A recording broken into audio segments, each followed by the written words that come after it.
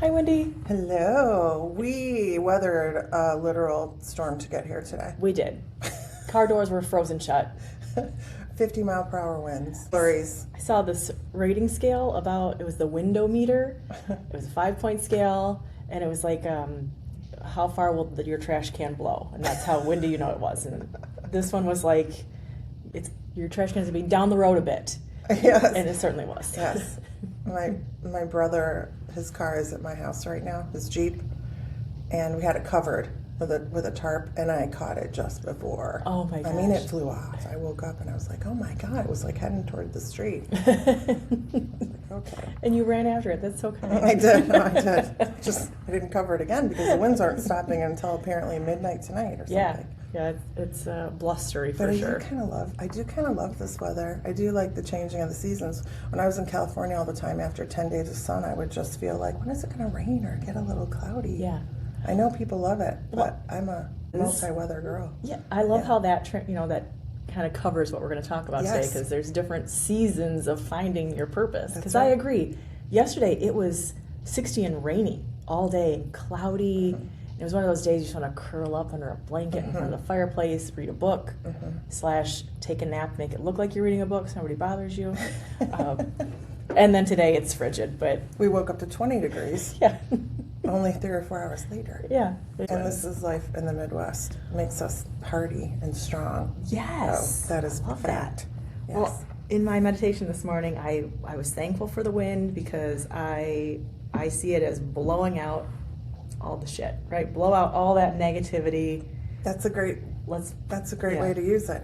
All of the answers really are in nature if we pay attention. This is true. It is true. I always think about, I take classes with Mary Ann Williamson a lot of the time regarding Course in Miracles, and she always says, an acorn doesn't force itself to become an oak tree. So, just allowing the process is really important. But that's a wonderful metaphor. Just let the negativity blow away. Yeah. When the sun comes out, be really grateful for everything that's going well. Yeah. And things are still. Because we'll have that day in probably 12 hours also. Not kidding. But yes, there are many seasons. Yeah. As we go through finding our purpose, living our purpose, the discovery. Yeah. The reevaluations. So let's dig into that first season, the restless season. That's when you know something is not right. Maybe you're feeling stuck or misaligned, right? That's the first clue. Ding, ding, like Blue's Clues. Go check the mailbox. Are you a mom? I am a mom. Your mom a wee once. Yes. We'll give it away. I love it. That's been on for a long time. Is it still on? No. I digress. But yes, there is a season where it can be a bit uncomfortable. Yeah. Before you know. Or as you're discovering. Typically, if something gets uncomfortable, what do? Do we lean into it? No, we go the opposite way. That's doing you a disservice, because that uncomfortableness is designed to help you look at life differently, to figure out how to get comfortable, not just ignore it. Absolutely. Change is never comfortable, even when it's really good. Even when it's really, really good. Even when you meet the love of your life, even when you get the perfect job, those are some of the most uncomfortable times. And it's not a time, like you say, to go the other way. Yeah. It's a time to be comfortable, as Pema Chodron, this famous Buddhist author and amazing woman, would say, be comfortable with the uncertainty. Yes. You will have a feeling like this is good or this isn't. Can you think back to a time where you were going in one direction and you just needed to pivot? And so everything you were trying wasn't working. That's usually because there are signs, right? Yeah. I know in a previous podcast you had mentioned giving a talk, and then that helped you to pivot. Is there another time that you remember? Oh, very vividly. During COVID, I took another job because we needed money, and it was a work from home situation. I had just had baby number 2, and it was billed as this really great thing. I would get my own department and have some autonomy. And that's not what happened. I probably worked there maybe a year, maybe a little less. But by the time near the end, when it rolled around, like I had gained weight, I wasn't sleeping, I was fighting with my husband all the time, I was always annoyed and short with the kids, and we had taken a vacation. So it was a big deal to take any time off work, but I took, I don't even know, like just a couple of days. And it maybe took 3 or 4 days for me to come down and realize how negatively impacted I was by that job. So that's great that we were having a little bit of money coming in, but this is not enough money for me to feel like this all the time and for it to have this much of a negative impact on my family. And it just so happened that while we were there, I called my boss and I was like, hey, the Airbnb had a cancellation and they offered us a couple more days. Could I get a couple more days? Which is really unorthodox, right? That's not cool to do necessarily. But she was like, yeah, take it. And it was just like a light bulb. And I'm going to take it. I'm going to enjoy these days. And then I went back, and the very next Monday, I can't work here anymore. And there's a really important point there. You taking those extra few days.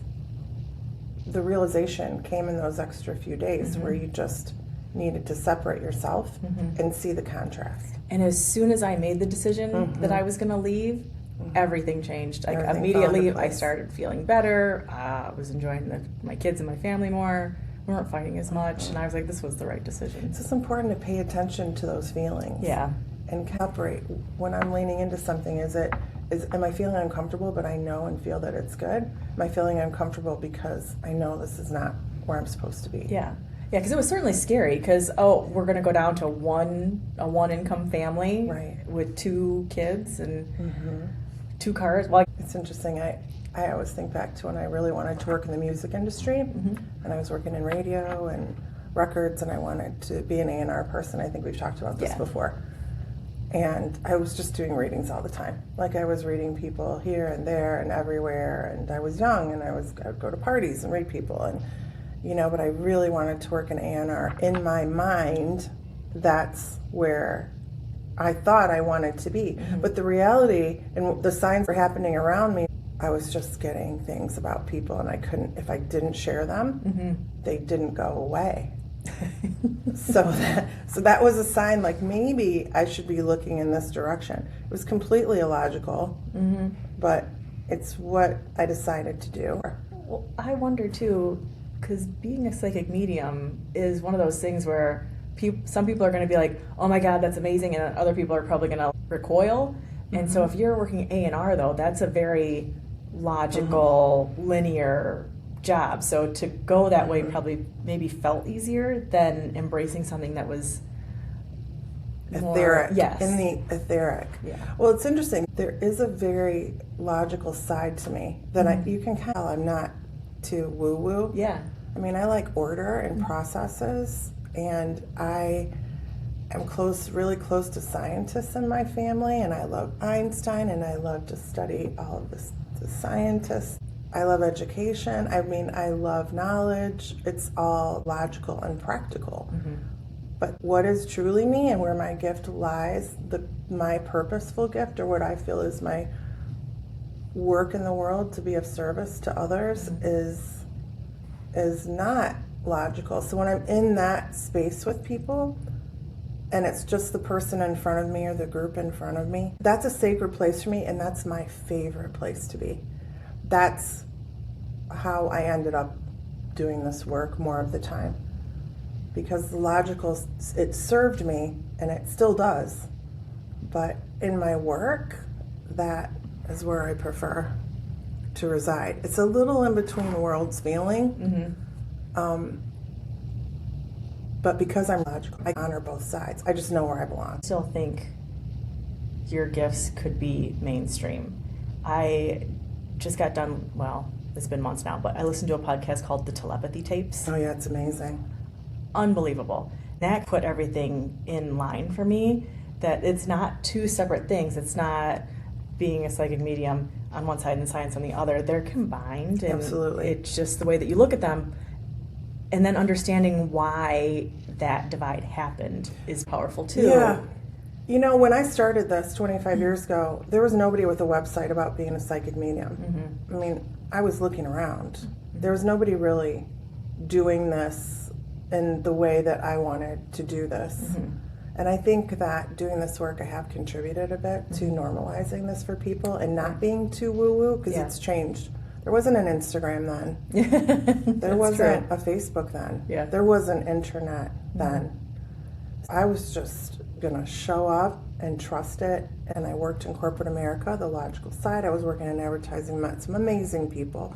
Ended up reading for some of those families as people passed away, and which is wild also to think about. There was a man who really took me under his wing at a time where I was going through a divorce, and I had just a little girl, and really just such a blessing, who ended up passing away, ended up working with some of the people that he knew around that. And it's really weird when you have a friend who passes and then you're reading, reading them from the other side. But that's where I was guided. So I left corporate America within 2 weeks. I was working full time. Luckily, just by word of mouth, because I didn't have my site and things up yet. I know that was a part of what I did, is help to normalize this, because you see it everywhere now. And writing about it, even people that don't really completely know. Right.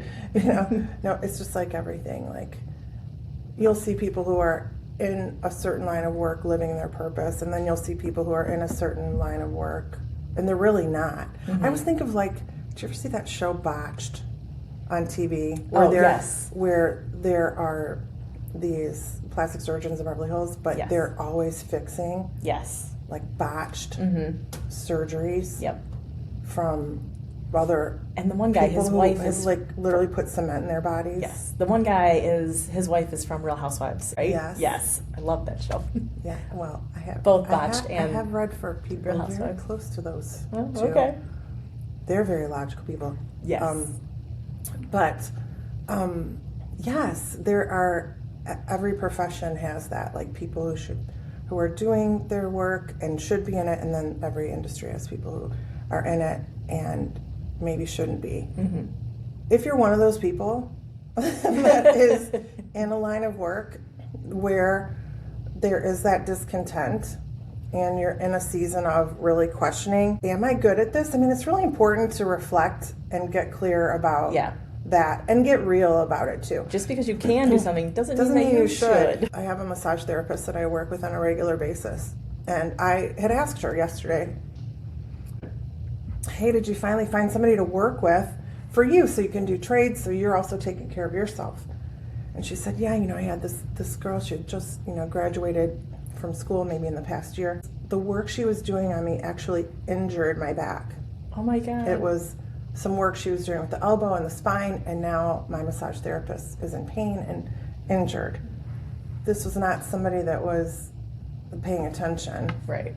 Or maybe should be doing this work. Yeah. Or hasn't like pivoted in a way to care more about being a healer than whatever she's in it for. Yeah. Sometimes people, follow a path because someone thought it would be a good idea, because they think they'll make money doing that. We're really talking about purpose as it's a really big deal. Really being in your element and sharing it with the world. I go back to thinking about you in A&R, but wanting to be. Yeah, but you needed that space because not only was it providing an income for you at the time, but you were also unknowingly probably building up your clientele. I did. So some of those people were very much connected to people that I work with in LA now. Yeah. And did. Yeah. It was all part of the journey. It always is, right? I think what we're talking about is really staying awake to where you are. Is it working? Is it not? Is it not working because you still want to stay there? You're feeling really called there, but there's more that you have to do or experience. Or is it not working and it's not really feeling like a calling and you're just kind of forcing it? Yeah. Again, the acorn doesn't force itself to be an oak tree. Are you in flow with it? But don't worry, we all take a path that's not the right path for us to get to the one that really is. You don't get it right the first time every time. No. You gotta try all 31 flavors before you know which one's your favorite. Right. That's so funny that you said that, because I was thinking about ice cream on the way over, and it's freaking blizzard. And I'm like, why am I thinking about ice cream? I don't even like ice cream. So I'm more of a soft serve girl myself, yeah. But I don't want anybody to get the wrong idea, right? Because if you are in this season currently, don't worry, you will eventually get out, and also you'll probably return. It's a cycle. Mm-hmm. So even if you've found your passion and your path and your purpose, and you're going through, and it's not going to be all sunshine and rainbows, there will continue to be learning opportunities that arise that then make you question. Yes. But it doesn't mean that you're wrong. No, you just get to go in, you reevaluate, and you get to refine that purpose. When we created this podcast, I look back to the day I sat with my first client.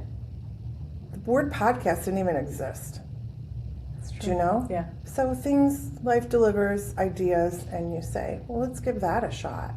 Let's see what happens there. There was something we had talked about previously. You had mentioned off air that this kind of discomfort is an invitation. Yes. It's an invitation to get clearer. Oh, absolutely. About what it is you want to do. But it's really important to think why. The what is one thing, the why is another. I would venture to say that most people automatically go to what, but you have to start with why in order to figure it out. I think that's really true. And hopefully your why is to be of service in some way. Yeah. To the world, to your community, to your family. It can look like a trillion different things. Absolutely. In terms of wherever you are with your purpose right now, your next purpose, what you feel is coming up. You have to really think about the why, because that is why it matters. Yeah. That's the question. Why is that going to matter? It can be something that you really want to do. I really believe that we're here to be sharing and connecting and to be of service. I absolutely agree. To others. So on that note, sometimes you'll feel a lot of anxiety, feeling stuck, or you might have moments where you feel really anxious. And I just want to throw out there that in my experience, a lot of the time, that's anticipation. It's not full-on anxiety. It's a little different. If you just can look at it that way, just like, is it really anxiety, or am I just really excited? Am I really anticipating what I'm creating right now and what's next? I think it's a little different. That right? super resonates. So I will, in full disclosure, came in, the first thing I said to Wendy was, I don't know if I'm not sleeping because I'm anxious, or I'm anxious because I'm not sleeping. It's all it's a hot mess right now.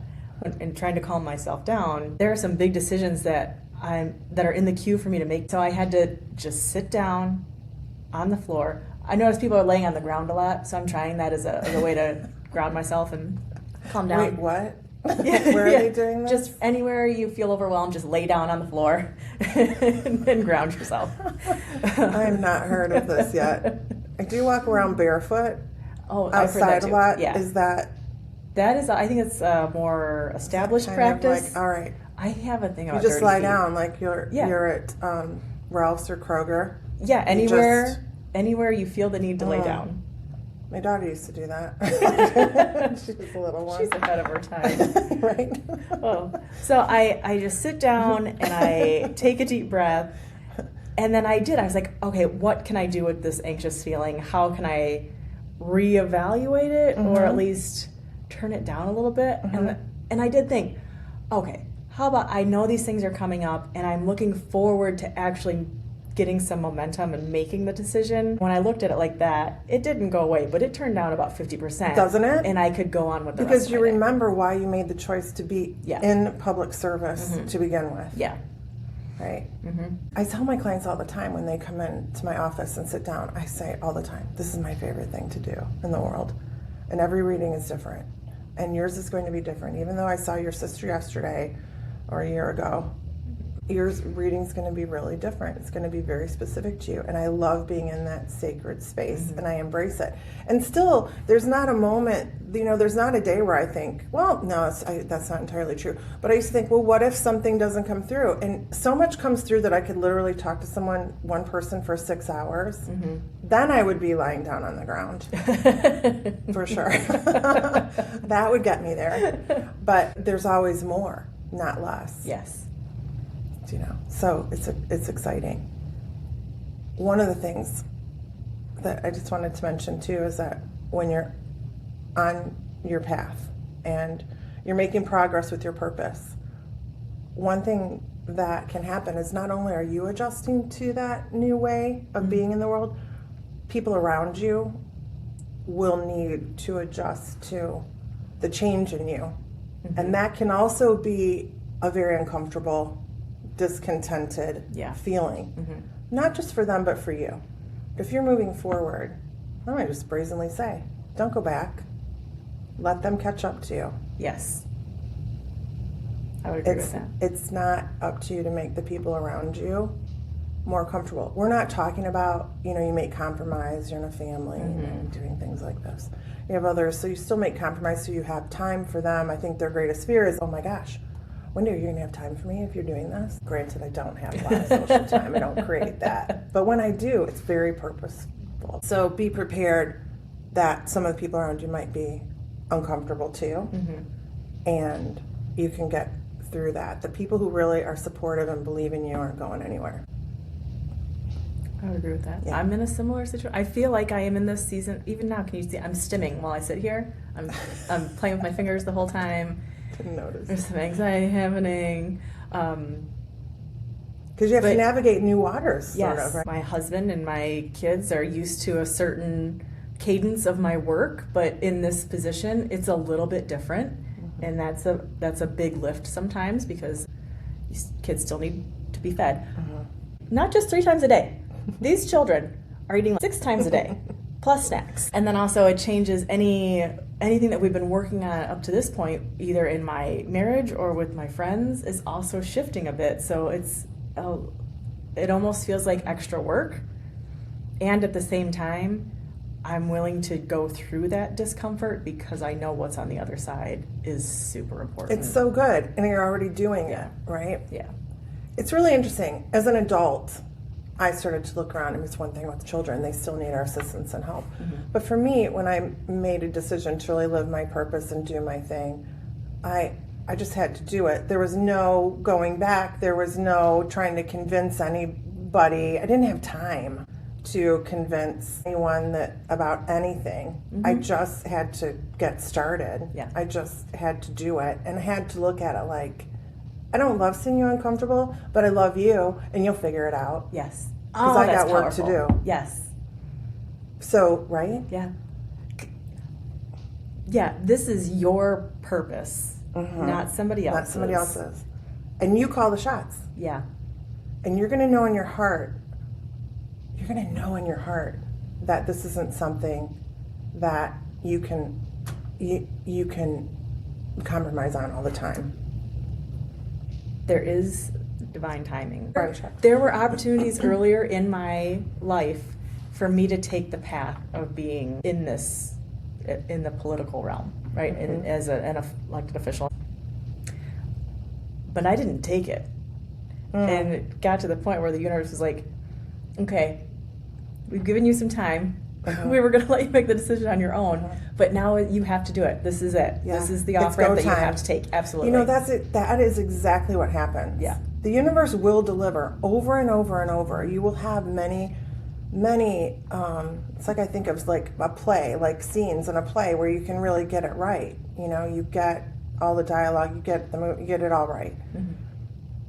There are times when you don't, but it'll come back around to you. Life has a way of doing that. Yeah. When you have a purpose in your heart, even if you're not clear about what it is. I mean, it was so obvious to everyone else before myself. Yeah. I mean, to the people I was close to, right? Yeah. And so it is a process to sometimes get there. But when you get there, it's just going to feel like home. I agree with that. And that's how you're going to know. I like to compare that to is You always want to go shopping with a friend because you can walk out of the dressing room and they can do a full 360 view of you and be like, oh, it looks great on the front. Oh, I don't like the way those pants fall. Whatever it is. Or the shirt looks great, except for the sleeves are too short.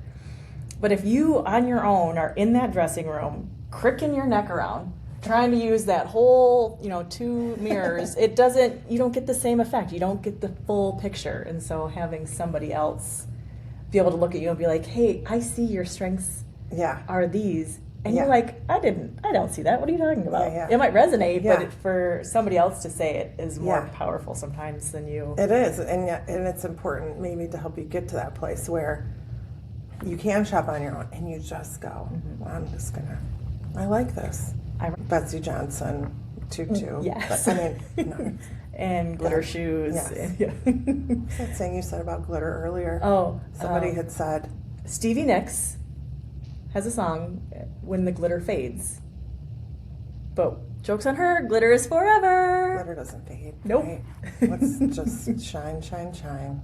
Absolutely. Glitter, glitter, glitter. Well, ironically, I called my cousin yesterday because I think she's incredibly smart and she's really good at giving advice.